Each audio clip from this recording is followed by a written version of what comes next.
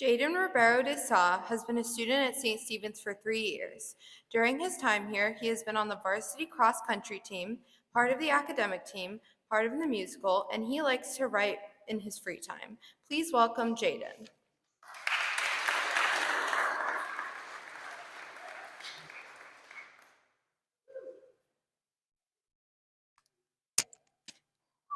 Okay, wow. Something that most people who know me don't know is that my earliest years were actually spent as a devout Catholic. From pre-K to second grade, I went to the small private Christian school in Kingsville, Maryland. We read from the Bible every day, 3 times a day, wore those little school uniforms, and prayed every morning. You know, that type of Catholic school. And at the time, I was almost positive that I'd be spending the rest of my life as a complete saint. Disappointingly, the moment I moved to a public school in 3rd grade, my piety left right along with it just as fast. Starting then, my parents would always refer to the Christian school times of my life as back when he was nicer. And while I do lament the fact that 8-year-old me knew way more Bible trivia than adult me, something I did retain from those early years is a desire to live my life out of empathy. For as long as I can remember, I have always been desperate to understand everyone. I want to know what makes each person tick, what exactly they want to hear, and of course, most importantly to me at the time, how to be well liked as a result. And for a while, I thought I was pretty good at it. I mean, at least until I moved here. It took a lot of effort for me to acclimate to this new school, as St. Stephen's is notoriously tough on new kids, and I ended up resenting a lot of people for it. I lumped everyone into categories and cliques, and I tried to argue to myself that everyone had very little beneath the surface of their exterior personalities. Now, after spending enough time with you all, I deeply regret that initial judgment, and I think now that I realize that my desperation to understand everyone around me stemmed from a latent desire to understand myself. But it did get me thinking about each of us. There are so many things about all of us that make us so wonderfully unique and interesting, truly different from everyone else. But will we ever truly realize that? It's sad to say, but we live in a world that, from the beginning, tries to define us based on the way we were born and the work that we do instead of the individual aspects of us that make us who we are. Think about it. Seniors, I know that the absolute worst question that anyone can ask you right now is anything pertaining to college or what major you're going to study. I'm sick of it. You're sick of it. We all know it's annoying. And yet, it's kind of the only thing we can talk about, isn't it?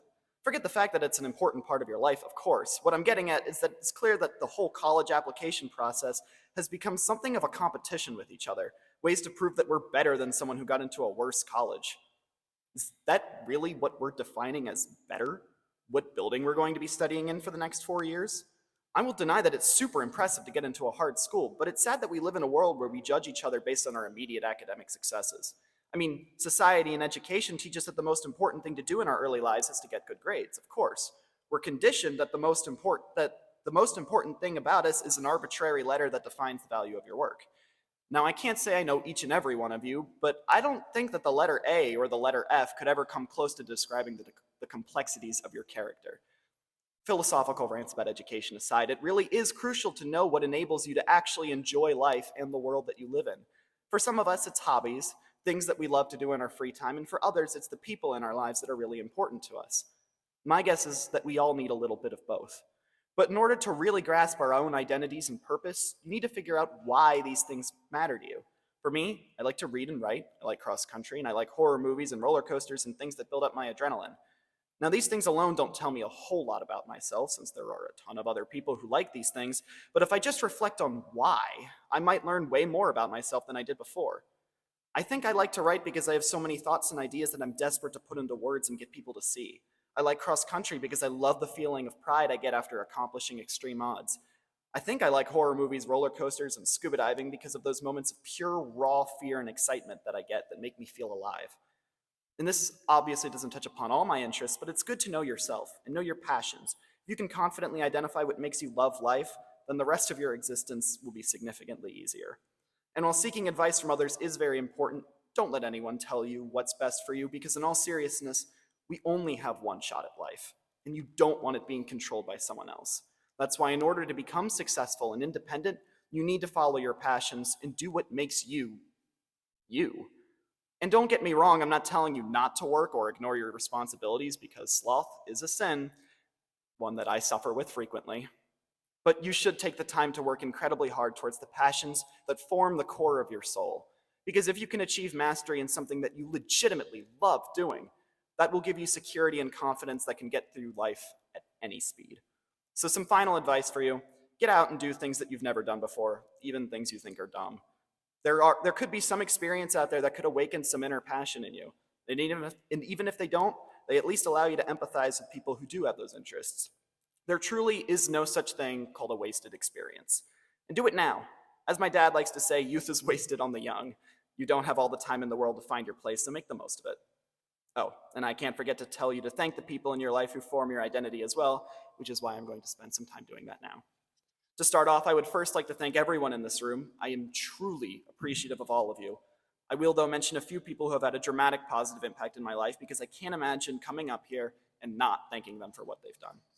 First, an obvious thank you to Dr. Ward. You who has proven to be such an awesome advisor time and time again. I am so thankful to have you in my corner.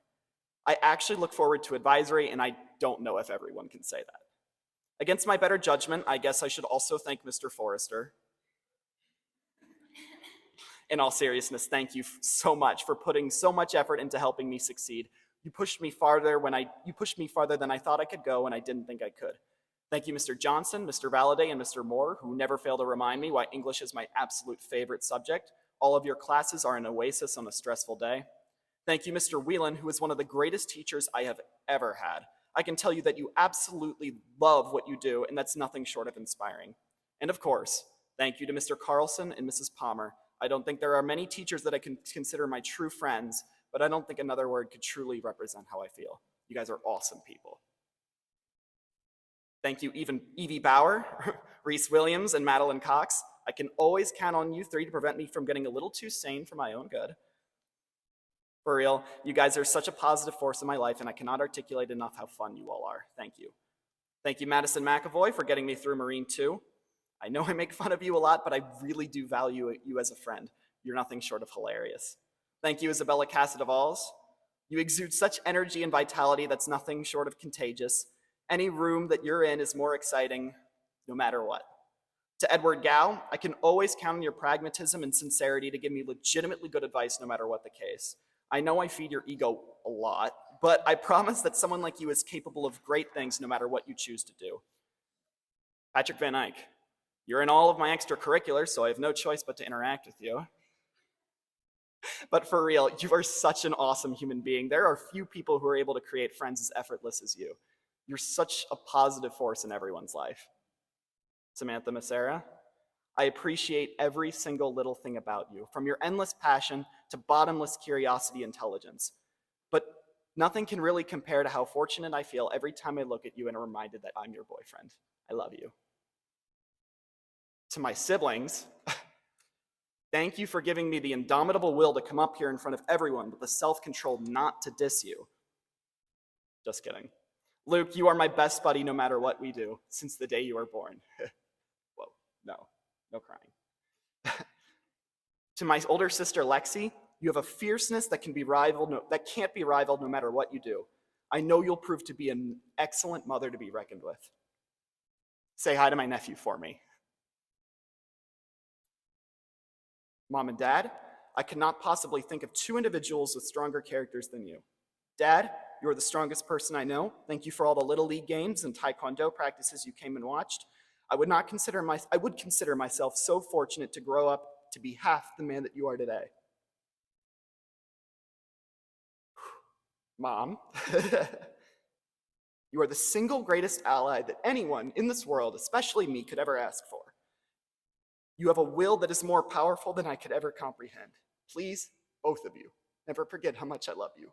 Thank you so much. And thank you, St. Stephen's, for listening to this speech. And remember, find the things and the people that bring you joy and carry them with you for as long as you live, because that's what life is all about in the first place. Thank you.